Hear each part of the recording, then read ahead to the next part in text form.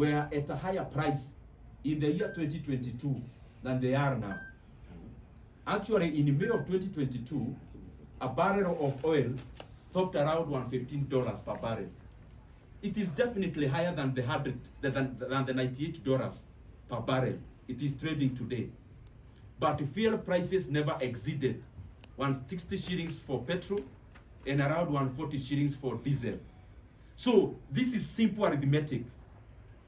The global oil prices were higher in 2022 at around $115 per barrel.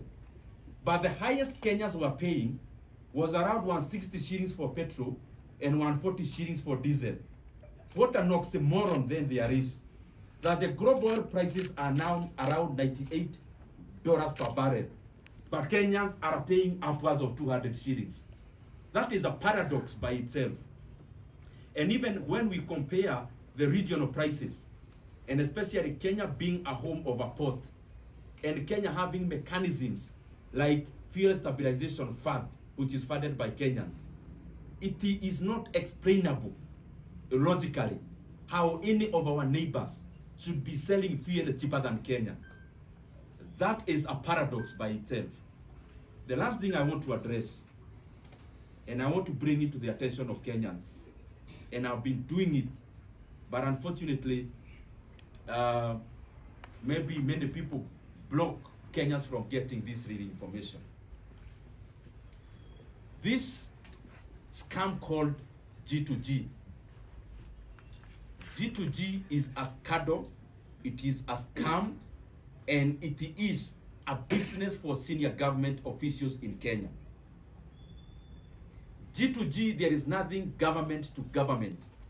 Saudi Aramco is government in their area. And also the companies in the UAE are owned by government in those countries. But the other G that should represent the government of Kenya, Kenyans should know that there is no government there. These are self-interested, greedy leaders who are profiteering from G2G as Kenyans brace themselves with the pain at the pump. G2G, I want to repeat, is a kiosk. It is a business enterprise. It is a profit machine for senior government leaders in Kenya. And the companies that handle 75% of G2G volumes, the ultimate beneficial owners of these companies are the same people who added fuel prices yesterday. That for them, they would rather make profits from their G2G arrangements and illegal businesses, but Kenyans to shoulder the burden and the cry. The most unfortunate bit is that they have now extended that grid from now downstream to midstream to all the levels of fuel production in Kenya. That the same cabal in government who are profiteering from G2G, they have now taken Kenyans' resources in Turkana. That the oil in Turkana does no longer belong to Kenyans. It now belongs to greedy leaders. The same people profiteering from G2G, they have now stolen the Kenyan fuel and oil in Turkana. They are now exploring it and exploiting it for their own personal benefit. It is a big shame. And Kenyans cannot continue to be led in this kind of profligate and unabashed and uncontrolled greed. G2G, for avoidance of doubt, is a scandal. And the people who you see there purporting they are the owners of those companies are not. The second thing is that we have now also negotiated through the pain of Kenyans our political dealings. The G2G companies that were there previously belong to the original owners of government, the original one.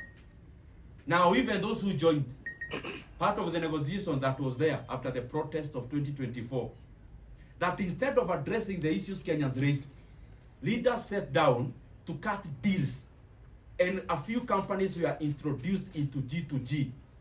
One of them, you have seen it in today's newspapers on front page. That as Kenyans we are talking about lowering taxes, and lowering the cost of living, leaders sat down in dark rooms and instead cut deals on introducing companies belonging to the then opposition. For them to be silenced, Kenyans had to pay the price.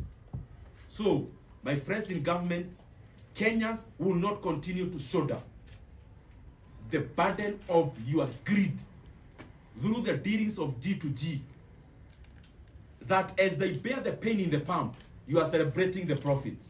That will not continue to happen in Kenya anymore. Very lastly, the proposals you are giving are practical as well-meaning leaders. The leaders in government should not try Kenyans. Do not try Kenyans. You may be swimming in money out of the profits you are making from G2G, but Kenyans are wallowing in poverty created by the same policies. Do not try Kenyans.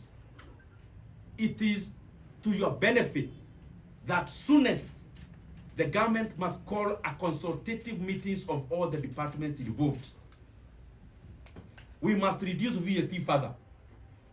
We must reduce fuel levy. And we must provide an extra not less than 5 billion shillings for an additional subsidy. And those practical solutions will bring down the fuel prices by at least 27 shillings. Let us not try the patience of Kenyans further.